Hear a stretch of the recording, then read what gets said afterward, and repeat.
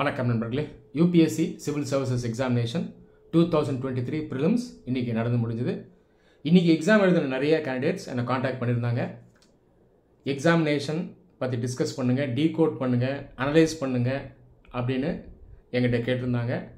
அடுத்த வருடம் எக்ஸாமினேஷன் எழுத பிளான் பண்ணியிருக்க மாணவர்கள் இவங்களும் என்ன சொன்னாங்கன்னா, இன்றைக்கி நாங்கள் கொஷின் பேப்பர் எடுத்து பார்த்தோம், இந்த கொஷின் பேப்பரை அனலைஸ் பண்ணுங்கள் சார் அப்படின்னு அவங்களும் கேட்டிருந்தாங்க. இன்றைக்கி எக்ஸாமினேஷன் எழுதுன நிறைய மாணவர்கள் என்கிட்ட சொன்னது என்னென்னா, இன்றைக்கி எக்ஸாமினேஷன் ரொம்ப கஷ்டமாக இருந்தது, இந்த மாதிரி பேப்பரை நாங்கள் எதிர்பார்க்கல, ரொம்ப யூனிக்காக இருந்தது, சொல்லப்போனால் எங்களுக்கெல்லாம் ஷாக்கிங்காக இருந்தது அப்படின்னு சொன்னாங்க. அடுத்த வருடம் எக்ஸாமினேஷன் பிளான் பண்ணியிருக்கக்கூடிய கேண்டிடேட்ஸும் என்ன சொன்னாங்கன்னா, இந்த பேப்பரை பார்த்தா எங்களுக்கு பயமாக இருக்குது, அடுத்த வருடம் எப்படி கேட்பாங்க, ஸோ இதை நீங்கள் ப்ரிடிக்ட் பண்ணுங்க அப்படின்னு இவங்களும் என்கிட்ட சொன்னாங்க. இன்றைக்கி ஃபுல்லாக நான் அகாடமியில் ஒர்க்கில் இருந்தேன். இப்போ தான் வீட்டுக்கு ரிட்டர்ன் ஆனேன். இப்போயும் என்னுடைய ஃபோனில் ஸ்டூடெண்ட்ஸ் அனுப்பின நிறைய மெசேஜஸ் இருக்குது. சரி, எல்லாரோடையும் இன்றைக்கி எக்ஸாமினேஷன் சம்மந்தமாக சில முக்கியமான விஷயங்களை ஷேர் பண்ணணும் அப்படின்னு நினச்சேன்.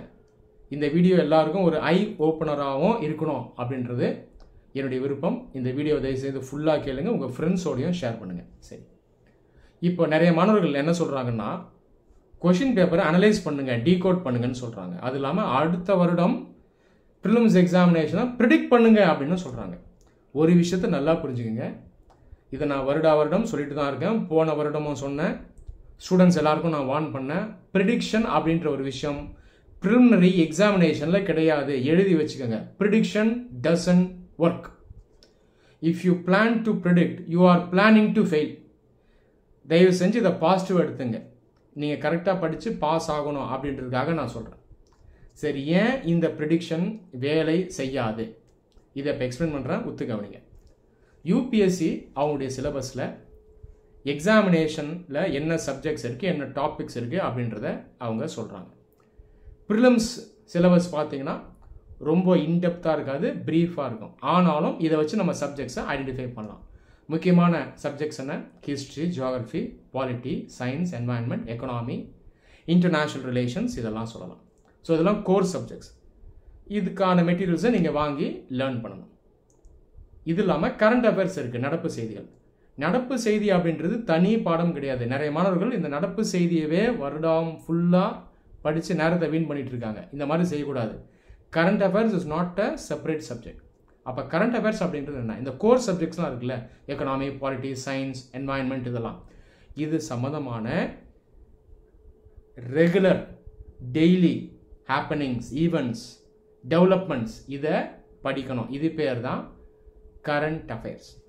இந்த கரண்ட் அஃபேர்ஸை கூட எப்படி படிக்கணும்னா, பிளைண்டாக மனப்பாடம் பண்ணக்கூடாது. இந்த கோர் சப்ஜெக்ட்ஸ் இருக்குல்ல, இதில் நீங்கள் படிக்கிற கான்செப்டை இந்த கரண்ட் அஃபேர்ஸோட லிங்க் பண்ணணும். அந்த கரண்ட் அஃபேர்ஸ்லேயே கூட முதல்ல கான்செப்ட் என்ன அப்படிங்கிறத பார்க்கணும், அதோடு சேர்ந்து ஃபேக்ட்ஸ் எடுக்கணும். ஸோ முதல்ல புரிதல் கான்செப்ட், அடுத்தது தான் மனப்பாடம். இந்த மாதிரி தான் நீங்கள் படிக்க வேண்டும். சரி, இந்த மாதிரி படிக்கும் பொழுது ப்ரிலிமினரி எக்ஸாமினேஷனில் கேள்வி எப்படி வரும் அப்படிங்கிறத நான் ப்ரிடிக்ட் பண்ணலாமா? இதை பண்ண முடியாது. இதை செய்தாலும் பிரயோஜனம் கிடையாது, இதை செய்கிறதே ஆபத்து. ஏன் அப்படின்னு பார்த்தீங்கன்னா, வருடம் யூபிஎஸ்சி அந்த ப்ரிலிம்ஸ் எக்ஸாமினேஷன் பேப்பர் இருக்கு இல்லையா, இதில் கொஷின்ஸில் வேரியேஷனை வச்சுருப்பாங்க. வேரியேஷன் ரெண்டு ஆஸ்பெக்ட்ஸில் இருக்கும். First aspect quantitative variation, second aspect qualitative variation. First aspect quantitative variation. குவான்டிட்டின்னா அளவு. உதாரணத்துக்கு போன வருடம் ஒரு சப்ஜெக்ட்ஸில் 12 கேள்விகள் வருதுன்னா, இந்த வருடம் அந்த கேள்வியில் 8 கேள்வி தான் வந்திருக்கும். அடுத்த வருடம் 15 கேள்வியாக அது மாறலாம். இதுதான் குவான்டிடேட்டிவ் வேரியேஷன். ஸோ அளவில் ஏற்றம் இறக்கம் இருக்கும். Second aspect qualitative variation. Qualitative வேரியேஷனுங்கிறதுனா, ஒரு வருடம் கேள்விகள் எப்படி இருக்கும்னா, நிறைய கேள்விகள் கான்செப்ஷுவலாக இருக்கும், அனாலிட்டிக்கலாக இருக்கும், நல்லா யோசித்து கான்செப்டை அப்ளை பண்ணி ஆன்சர் பண்ணுற மாதிரி இருக்கும். இன்னொரு வருடம் எப்படி இருக்கும்னா, நிறைய கேள்விகள் ஃபேக்சுவலாக இருக்கும், மனப்பாட ரீதியாக இருக்கும். ஸோ இது second aspect qualitative variation. So பேசிக்காக இந்த ரெண்டு ஆஸ்பெக்ட்ஸில் தான் வேரியேஷன் இருக்கும். இந்த வேரியேஷன் கரண்ட் அஃபேர்ஸ்க்கும் அப்ளை ஆகும். உதாரணத்துக்கு 2021 நடப்பு செய்திகளில் கேள்விகள் அந்த அளவுக்கு வந்திருக்காது. 2022 கேள்விகள் அதிகம் வந்திருக்கும். எந்த மாதிரி வேரியேஷன் இது? Quantitative variation. இந்த கரண்ட் அஃபேர்ஸ்க்குள்ளேயே குவாலிட்டேட்டிவாகவும் வேரியேஷன் இருக்கும். அந்த கரண்ட் அஃபேர்ஸ் கேள்விகள்லேயே ஒரு சில வருடங்கள் கான்செப்ஷுவலாகவும் வந்திருக்கும் கேள்வி. கவர்மெண்ட் ஸ்கீம் இருக்கும், அந்த கவர்மெண்ட் ஸ்கீமுடைய அப்ளிகேஷன் என்ன, இதனால் என்ன நடக்கும் அப்படின்னும் இருக்கும் கேள்வி. இது கரண்ட் அஃபேர்ஸ்க்குள்ளேயே குவாலிட்டேட்டிவ் வேரியேஷன். புரியுதா? ஸோ இப்படி தான் கேள்விகளில் மாற்றம் இருக்கும். ஸோ பெர்மிட்டேஷன் காம்பினேஷனை மாற்றுவாங்க, குவாலிட்டியில் வேரியேஷனை எடுத்துட்டு வருவாங்க. இப்போ இன்னைக்கு பேப்பரில் குவான்டிடேட்டிவ் வேரியேஷன் எப்படி இருக்குன்னு பார்த்தீங்கன்னா, ஜியோகிரஃபியில் கேள்விகள் அதிகம் நம்பர்ஸில், பாலிட்டியில் கம்மி, ஹிஸ்ட்ரிக்குள்ளே மாடர்ன் இந்தியாவிலையும் கம்மி. ஜென்ரலாக பாலிட்டி மாடர்ன் இந்தியாவில் கேள்விகள் கொஞ்சம் அதிகம் இருக்கும். இந்த வருடம் அந்த அளவுக்கு இல்லை. இது குவான்டிடேட்டிவ் வேரியேஷன். குவாலிட்டேட்டிவ் வேரியேஷன் இன்னைக்கு எப்படி இருந்ததுன்னு பார்த்தீங்கன்னா, ஒட்டுமொத்தமாக ஃபேக்சுவலாக கேள்விகள் அதிகமாக இருந்தது. கான்செப்சுவல் கேள்விகளை கம்பேர் பண்ணும்போது இன்னைக்கு மனப்பாட ரீதியான கேள்விகள் அதிகம். ஸோ இதுதான் இன்னைக்கு நடந்திருக்கு. அப்போ ப்ரிடிக்ஷன் அப்படின்றத நீங்கள் செய்ய முடியாது, செய்ய வேண்டிய அவசியம் கிடையாது. யூபிஎஸ்சி ப்ரிலிம்ஸ் பேப்பர் ஒரு வருடம் எப்படி இருக்கும் அப்படின்னு யூபிஎஸ்சி சேர்மனுக்கே தெரியாது, ஏன் பிரைம் மினிஸ்டருக்கே தெரியாது. இதை புரிஞ்சுங்க. அப்படி இருக்கும்போது மற்றவங்க பேச்சை கேட்டுட்டு நீங்கள் எக்ஸாமினேஷன் ப்ரிடிக்ட் பண்ணிங்கன்னா that will lead to disaster. சரி, இன்னைக்கு பேப்பரில் டிஃபிகல்ட்டி லெவல் எப்படி இருக்குன்னு பார்த்தீங்கன்னா, போன வருடத்தை கம்பேர் பண்ணும்போது பெருசாக வேரியேஷன் இல்லை, பட் டிஃபிகல்ட்டி லெவல் கொஞ்சம் அதிகமாக இருந்தது. ஸோ இன்னைக்கு நீங்கள் கேள்விகளை பார்த்து தான் அட்டென்ட் பண்ணணும். ஸோ முதல்ல நீங்கள் கோத்ரூ பண்ணணும் கொஷின் பேப்பரை, அதுக்கப்புறம் ஆன்சர் பண்ண ஆரம்பிக்கணும். ஸோ இந்த ப்ராசஸில் உங்களுக்கு ஒரு ஐடியா கிடைக்கும். ஸோ இன்றைக்கி டிஃபிகல்ட் லெவல் கொஞ்சம் அதிகமாக இருக்குது. அதனால் நீங்கள் என்ன பண்ணிக்கணும்னா, இன்றைக்கி அட்டெண்ட் பண்ணக்கூடிய கேள்விகள், அதாவது நம்பர் ஆஃப் கொஷின்ஸை கொஞ்சம் குறைவாக அட்டென்ட் பண்ணிக்கணும். அப்போ ரிஸ்க் கம்மி, நெகட்டிவ்ஸ் கம்மியாக இருக்கும். ஸோ இன்றைக்கி பேப்பரில் நீங்கள் ஒரு 72 to 75 இந்த ரேஞ்சில் பண்ணியிருந்தீங்கன்னா பெட்டராக இருக்கும். ஜென்ரலாக மாடரேட் டிஃபிகல்ட்டி லெவல்னால் ஒரு 82 to 87 அந்த ரேஞ்சில் பண்ணலாம், அப்ராக்சிமேட்டாக அரௌண்ட் 85. இன்றைக்கி டிஃபிகல்ட் லெவல் கொஞ்சம் அதிகம் இருக்கிறதுனால நேச்சுரலாக நீங்கள் குறைச்சி அட்டன் பண்ணணும். அப்போது நீங்கள் நெகட்டிவ்ஸ் கம்மியாக இருக்க மாதிரி அட்டன் பண்ணி இருந்தீங்கன்னா உங்களுக்கு ஸ்கோர்ஸ் அதிகமாக தான் வரும். ஆனால் ஓவராலாக எல்லாருக்குமே இன்றைக்கி பேப்பரில் பார்த்தீங்கன்னா ஸ்கோர்ஸ் கொஞ்சம் கம்மியாக தான் இருக்கும். என்னுடைய எஸ்டிமேஷனில் கட் ஆஃப் எவ்வளோ வரும்னா, ஜென்ரலுக்கு அரௌண்ட் 84 to 88 இந்த ரேஞ்சில் வரும் அப்படின்னு நான் எதிர்பார்க்குறேன். பட் ஒன்ஸ் அகேன் இந்த அக்யூரேட்டாக சொல்ல முடியாது, இதுலேயும் வேரியேஷன்ஸ் இருக்கும். சரி, இன்னைக்கு பேப்பரில் ஃபேக்சுவல் கொஷின்ஸ் நிறைய இருந்தது அப்படின்னு நான் சொன்னேன். இது என்ன வேரியேஷன்? குவாலிட்டேட்டிவ் வேரியேஷன், ரைட்டா? ஆனால் இதுலேயும் நீங்கள் ஒத்து பார்த்தீங்கன்னா நிறைய ஃபேக்சுவல் கேள்விகளில் எக்ஸாக்டாக அந்த ஃபேக்டை நீங்கள் படிச்சிருக்கணும்னு அவசியம் இல்லை. இதுலேயுமே கான்செப்டில் ஸ்ட்ராங்காக இருந்தீங்கன்னா ஆன்சர் பண்ணலாம். உதாரணத்துக்கு செட் பி கொஷின் நம்பர் 28 எக்கனாமியில் PLI ஸ்கீம் பற்றி ஒரு ஸ்டேட்மெண்ட் இருக்குது. அது இல்லாமல் இந்தியா எக்ஸ்போர்ட் சம்மந்தமாக ஒரு ஸ்டேட்மெண்ட் இருக்குது. India accounts for 3 to 2% of global exports. இது கேள்வி. இந்தியா வருடம் குளோபல் எக்ஸ்போர்ட்ஸில் 3 to 2% செய்கிறாங்க அப்படின்னு இருக்குது. இந்த ஃபேக்டை நான் மனப்பாடம் பண்ணிக்கணும்னு அவசியம் இல்லை, இது பேசிக் நாலேஜ். எக்கனாமிக் சப்ஜெக்ட் நீங்கள் ஃபஸ்ட்டு லேர்ன் பண்ணும்போதே பேசிக் ஃபீச்சர்ஸ் ஆஃப் இந்தியன் எக்கனாமியில் அதை லேர்ன் பண்ணியிருப்பீங்க. இந்தியா பெரிய நாடு, ஜனத்தொகை அதிகம், ஆனாலும் ஜப்பான், ஜெர்மனி, சுவிட்சர்லாந்து போன்ற நாடுகளை கம்பேர் பண்ணும்போது நம்ம கம்மியாக தான் எக்ஸ்போர்ட் பண்ணுறோன்றதை முதல்ல நீங்கள் கான்செப்டாக படிச்சிருப்பீங்க. அதை வச்சே நீங்கள் இதை ஆன்சர் பண்ணலாம். புரியுதா? அடுத்தது question number 95 polity question. Which of the below are constitutional bodies? அதில் NLC, NCBC இதெல்லாம் இருக்குது.